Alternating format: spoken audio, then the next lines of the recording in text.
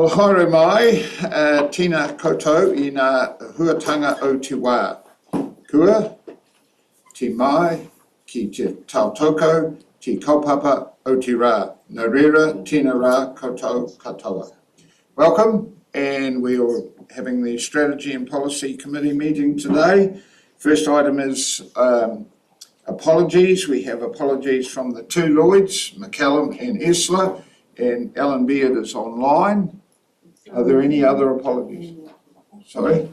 Oh, Anne, you're there? Yep. Cool, thank you. And the apologies be accepted, Mr. Chairman. Moved as a seconder. Bonnie, put the motion. Those in favour would say aye. Against, no. That's agreed. So we come to item 3, declarations of interest.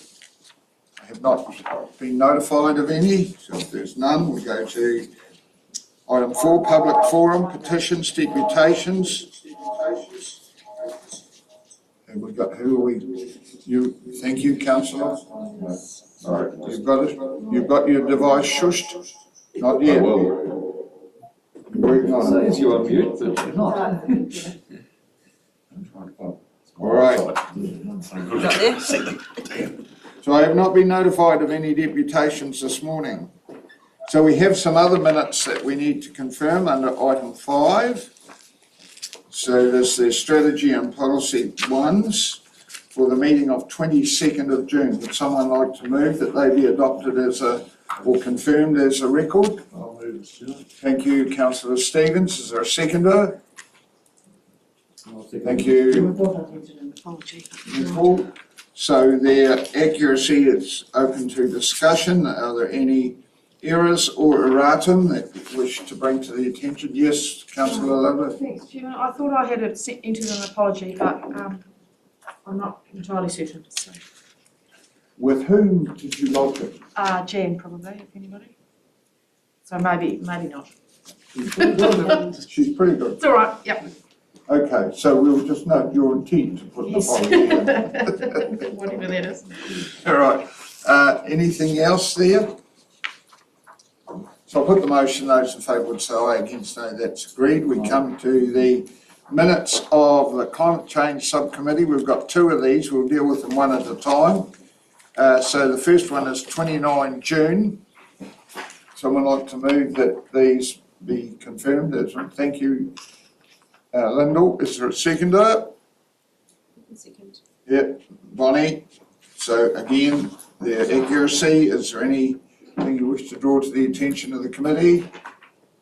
No. All right. Put the motion. Those in favour would say aye. Against, no. That's agreed. We come to the minutes of the 14th of July for the Climate Change Committee. You're moving again? Yes, thank you. Lyndall, thank you. Seconded. You can do that, Bonnie? Yeah. Not trying to lead, but just keeping things going. I'm just sending Robert the Zoom link. Any discussion about the accuracy, errata, errors? If not, I'll put the motion. Those in favour would say aye. Against, no. That's agreed.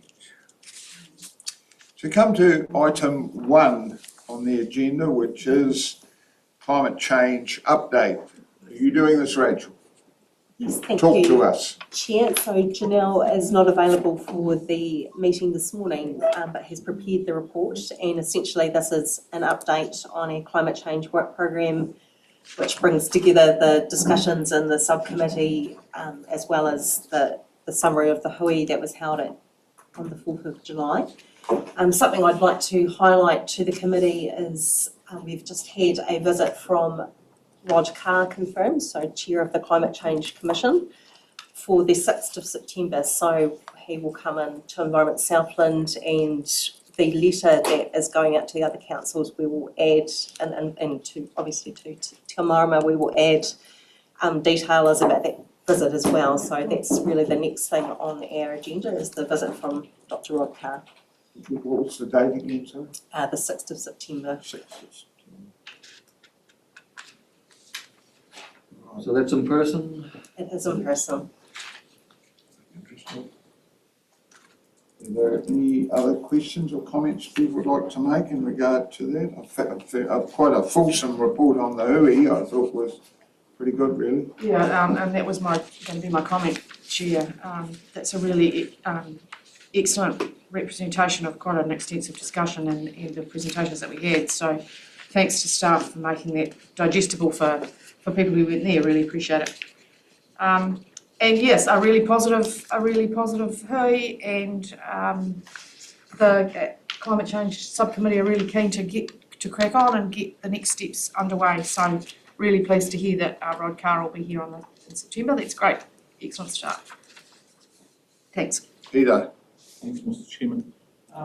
The terms of reference, I might have missed that, but who came up with that? Did we come up with that? Did I miss a meeting or something? We've discussed it a couple of times. So they were last discussed for each year at the most recent climate change subcommittee meeting. They have had some changes were made as a result of the discussion at that meeting, and they will be brought back to the next subcommittee again for final sign-off.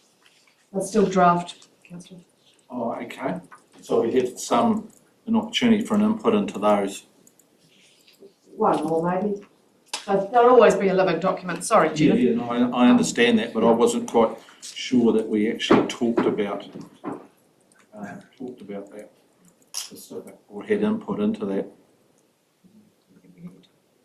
Yes, Nicole? Yeah, yes, Mr. Chairman, I think you did miss a meeting when we did discuss that. You had something else on. But I'm assuming if we ratify this report, then the invitation will go out, or has it already to the other? It hasn't yet, because we were waiting for confirmation of Rob Carr's visit, so we'll add all that together now. That's excellent. There isn't there, and I mentioned to Rachel that I'd like to see us keep appraising, and that is sequestration into the soil. We've got quite a bit of activity running around at the moment saying regenerative farming is the answer, yet no one's measuring the effectiveness of their claims. I happen to believe that it is a very valuable area we should be exploring and encouraging, but we need some detail on that, and we're getting a bit left behind by Australia, who's doing a lot of work on that nationally, and one or two other countries. So I just think we need to keep poking a stick at whomever makes those decisions and say, we need some information. Would be a good question put forward to Mr. Carr when he... I certainly believe it is, and I have raised the question with the climate change panel, and they say, well, when you have a drought, it all disappears, but no one's measuring it, so how do we know? And if that's the case, why is Australia, who's prone to more droughts than we are, hanging on to it? So I just think we need some information. I've got an open mind, but at this stage I really need to know if that's an area we should be doing some work on. Nicole? Just on that, Mr. Chairman, it would probably be beneficial if we could have some questions that we pass them on to Rod Carr Before he gets there. Absolutely. Yeah. So that's... From all the... Yeah, from all the councils. Yeah. So how would we compile those questions? It's a great suggestion. So through you, Chair, the invite letter we send out to the other organisations, we will include a statement to that effect and one central point of contact, and we'll similarly circulate an email internally as well to you. Cool. That feedback. That's good action. Right, anything else under that climate change update? Yeah, Peter. I just want to get this right in my mind. So when Mr. Carr comes down here, that will be quite a headline presentation. Are we going to bring the other representatives from the other council in for a bit of a teaser, you could say?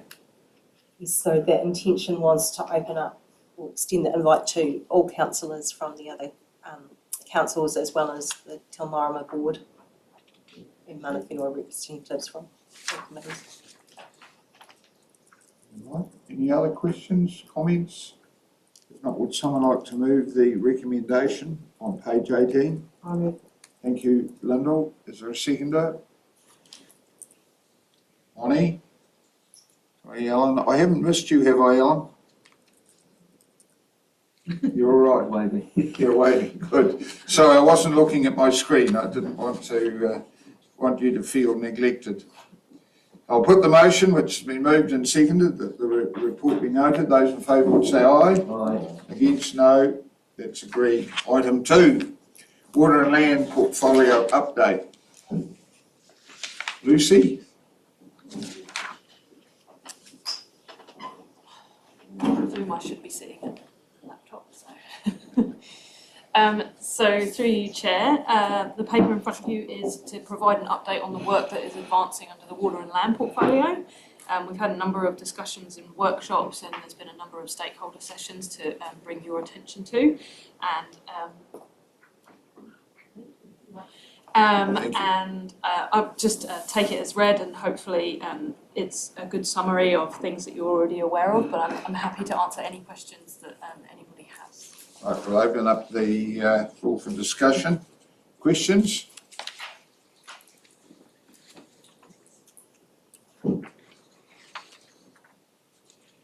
Everybody agrees? Lucy? No, Nickel. Jump in, but I will. Yeah, go for it. So I see we have the list of things we discussed, and I'm assuming you're doing more work on things like the farming soil testing protocols and linkage. So that those are just the actions going forward from the last meeting. So. Yeah, so through you, Chair, the work that's currently underway that staff are undertaking relates to both the regional forum's recommendations and the broader scope of what we need to do in order to meet the NPSFM requirements. So the example the Chair's just given is one of those that we are currently working through in terms of how we want to prioritise which bits need to go into the long-term planning discussions that will commence next year, which bits we need to advance for plan change to occur. So I'm assuming that each of those nicely coloured points will actually come back with quite a bit of information for us to consider, for us to consider. Absolutely, yeah. So those are just kind of tentatively the blocks that we've divvied up the work streams into, and the bullet points that sit alongside those are the ones that relate to the regional forum's recommendations. Right.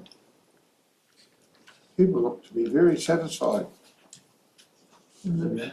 Happy to move the recommendation. No, there's no further discussion. I'm happy to receive the motion and moved Nickel. Is there a seconder? David Stevens. No further discussion. I'll put the motion. Those in favour would say aye. Against, no. That's agreed. It's going to be a record meeting, I'd say, the way we're going. Laboratory Services Contract Extension. Hills. John? Good morning, through you, Chair. This item's a formality required by our delegations manual, as it relates to expenditure over £300,000, which is a joint sign-off between our chief exec and a GM. The actual contract value is in the region of $390,000. And agreement has been reached to extend the contract for an additional 2 years, which is this current financial year and next year. We agreed some time ago to contract them, and this is just a rollover, isn't it? It is, Mr. Chair, yes. Well, it's not quite a rollover.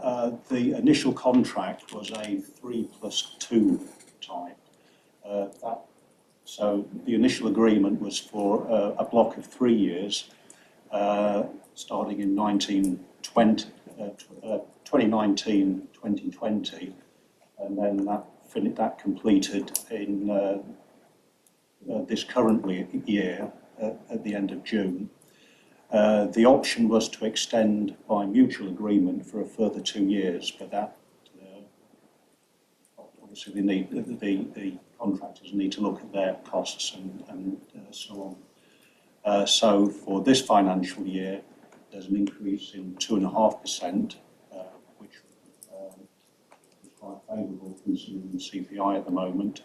And for the next financial year, that's not yet been determined, but it has been capped at 3.5%. Okay. Nickel? Yes, thank you, Mr. Chairman. This is one area where the costs seem to remain reasonably stable, which I'm quite gratified about. Has the level of service stayed reasonably static? At one stage, we were predicting would be quite a big rise because we were going to be doing a lot more testing. So just interested to know, are we basically doing the same stuff, or have we increased the use of the laboratory over the last few years? We're pretty much stable. The laboratory services costs mainly relate to our state of the environment monitoring, which is sort of benchmark indication of what's going on in the region, and also a certain amount of compliance activity as well. And the proportions of those are roughly 83% science SOE monitoring spend, and the remaining 17% compliance spend. So now we've got a couple of continuous flow monitoring devices. Does the science come straight out of those, or does that have to also go to the hills? Well, the continuous monitoring aspect, that's recorded by means of an electronic sensor, which then relates to a discrete sample that's taken as well. So we can, make sure we've got that sort of calibration roughly factored right.